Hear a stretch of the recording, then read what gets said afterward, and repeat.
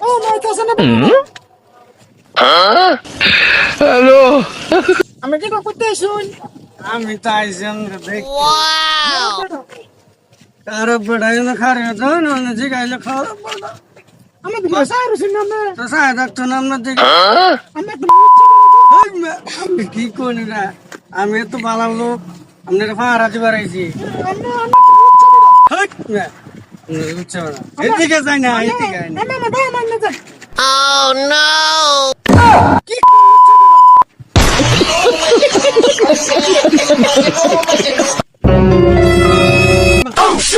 আমনে জামাই গুল্লি মারি এই তোরে